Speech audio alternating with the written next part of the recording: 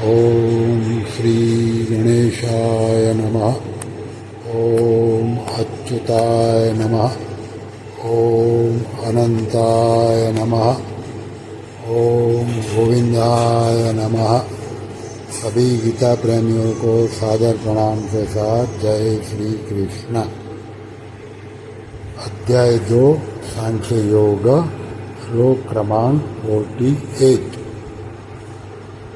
भगवान उवाच योगस्तः कुरु कर्माणि संगं त्यक्त्वा धनञ्जय सिद्धय सिद्धयोः समो भूत्वा समत्वं योग उच्यते। इसका अर्थ देखें। हे धनंजय, तू आसक्ति का त्याग करके सिद्धि असिद्धि में सम होकर योग में स्थित हुआ। कर्मों को कर, क्योंकि समत्व ही योग कहा जाता है। पूर्व श्लोक में कर्म करने की आज्ञा देने के बाद अब भगवान इस श्लोक में कर्म करते हुए सम रहने का प्रकार बताते हैं। इस श्लोक की व्याख्या साधक संजीवनी आधारित हम देखें। भगवान ने कहा संग त्यक्त्वा, किसी भी कर्म में, किसी भी कर्म के फल में, किसी भी देश काल घटना परिस्थिति अंतःकरण बहिकरण आदि प्राकृत वस्तु में तेरी आसक्ति न हो, तभी तू निर्लिप्तता पूर्वक कर्म कर सकता है। अगर तू कर्म फल आदि किसी में भी चिपक जाएगा तो निर्लिप्तता कैसे रहेगी, और निर्लिप्तता रहे बिना वह कर्म मुक्तिदायक कैसे होगा। सिद्धयो हो समो भूत्वा, आसक्ति के त्याग का परिणाम क्या होगा? सिद्धि और असिद्धि में समता हो जाएगी। कर्म का पूरा होना अथवा न होना, सांसारिक दृष्टि से उसका फल अनुकूल होना अथवा प्रतिकूल होना, उस कर्म को करने से आदर निरादर, प्रशंसा निंदा होना, अंतःकरण की शुद्धि होना अथवा न होना, आदि आदि जो सिद्धि और असिद्धि है उसमें सम रहना चाहिए। कर्मयोगी की इतनी समता अर्थात निष्काम भाव होना चाहिए कि कर्मों की पूर्ति हो जाए चाहे न हो, फल की प्राप्ति हो चाहे न हो, अपनी मुक्ति हो चाहे न हो, मुझे तो केवल कर्तव्य कर्म करना है।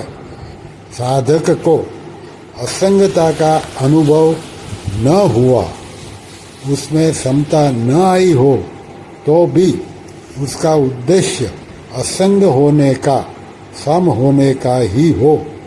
जो बात उद्देश्य में आ जाती है वही अंत में सिद्ध हो जाती है। अतः साधन रूप समता से अर्थात अंतःकरण की समता से साध्य रूप समता स्वतः आ जाती है। जैसा कि दूसरे अध्याय के 53 श्लोक में कहा है, तदा योगा म वाप्स्यसि। आगे भगवान कहते हैं योगस्तः कुरु कर्माणि, सिद्ध असिद्धि में सम होने के बाद उस समता में निरंतर अटल स्थित रहना ही योगस्थ होना है। जैसे किसी कार्य के आरंभ में गणेश जी का पूजन करते हैं तो उस पूजन को कार्य करते समय हरदम साथ में नहीं रखते। ऐसे ही कोई यह न समझ ले कि आरंभ में एक बार सिद्धि असिद्धि में सम हो गए तो अब उस समता को हरदम साथ में नहीं रखना है, राग द्वेष करते रहना है। इसलिए भगवान कहते हैं कि समता में हरदम स्थित रहते हुए ही कर्तव्य कर्म का करना चाहिए। आगे भगवान कहते हैं समत्वम योग उच्यते, समता ही योग है, अर्थात समता परमात्मा का स्वरूप है। वह समता अंतःकरण में निरंतर बनी रहनी चाहिए। आगे 5वें अध्याय के 19वें श्लोक में भगवान कहेंगे कि जिनका मन समता में स्थित हो गया है उन लोगों ने जीवित अवस्था में ही संसार को जीत लिया है, क्योंकि ब्रह्म निर्दोष और सम है, अतः उनकी स्थिति ब्रह्म में ही है। समता का नाम योग है, यह योग की परिभाषा है। उसी को आगे 6ठे अध्याय के 23वें श्लोक में कहेंगे कि दुखों के संयोग का जिसमें वियोग है उसका नाम योग है। ये दोनों परिभाषाएं वास्तव में एक ही है। जैसे दांत की बीमारी में खुजली का सुख होता है और जलन का दुख होता है, पर ये दोनों ही बीमारी होने से दुख रूप है।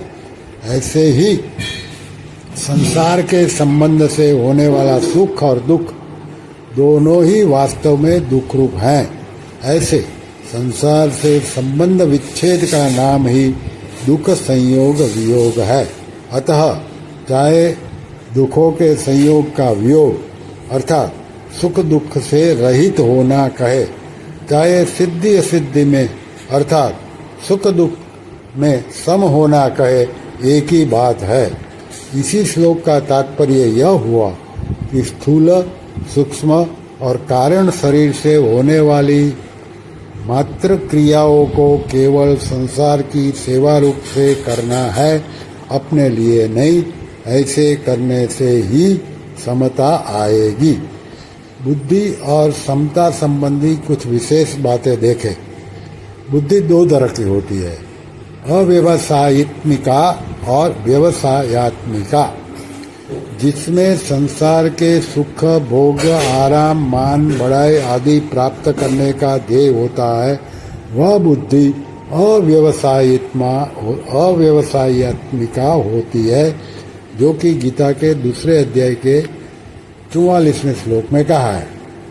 जिसमें समता की प्राप्ति करने का अपना कल्याण करने का ही उद्देश्य रहता है, वह बुद्धि व्यवसायित्मिका बुद्धि होती है, जो कि गीता के 2 अध्याय के 41वें श्लोक में कहा गया।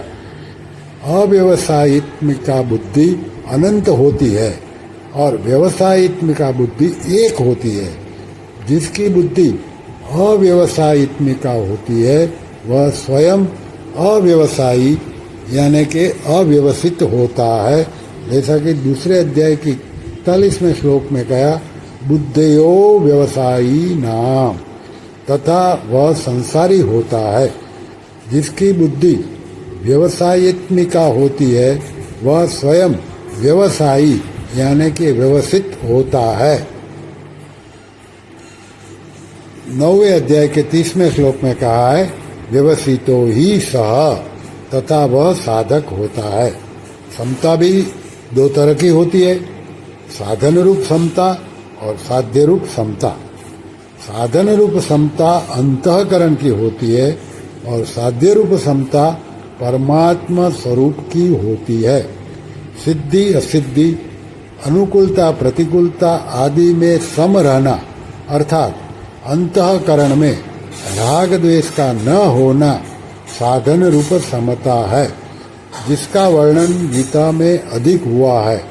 इस साधन रूप समता से जिस स्वतः सिद्ध समता की प्राप्त होती है वह साध्य रूप समता है, जिसका वर्णन इसी अध्याय के 53वें श्लोक में तदा योगम वाप्स्यसि पदों से हुआ है। अब इन चारों भेदों को जो समझे कि एक संसारी होता है और एक साधक होता है, एक साधन होता है और एक साध्य होता है, भोग भोगना और संग्रह करना यही जिसका उद्देश्य होता है वह संसारी होता है। उसकी एक व्यवसायित्मिका बुद्धि नहीं होती, प्रत्युत कामना रूपी शाखाओं वाली अनंत बुद्धियां होती है। मेरे को तो समता की प्राप्ति ही करनी है, चाहे जो हो जाए, ऐसा निश्चय करने वाले की व्यवसायित्मिका बुद्धि होती है। ऐसा साधक जब व्यवहार क्षेत्र में आता है तब उसके सामने सिद्धि असिद्धि लाभ हानि, अनुकूल प्रतिकूल परिस्थिति आदि होने पर वह उनमें सम रहता है, राग द्वेष नहीं करता। इस साधन रूप समता से वह संसार से ऊंचा उड़ जाता है। जैसा कि गीता के 5वें अध्याय के 19 के पूर्वार्ध में कहा, ही है वह तैर्जिता सर्गो येषाम साम्ये स्थिति मनः। साधन रूप समता से स्वतः सिद्धि समरूप परमात्मा की प्राप्ति हो जाती है। जैसा कि गीता के 19वें श्लोक के उत्तरार्ध में कहा है, निर्दोषम ही समम ब्रह्म तस्माद् ब्रह्माणि ते स्थिताः। ओम श्री परमात्मने नमः। ओम श्री वासुदेवाय नमः। ओम श्री कृष्णार्पणमस्तु।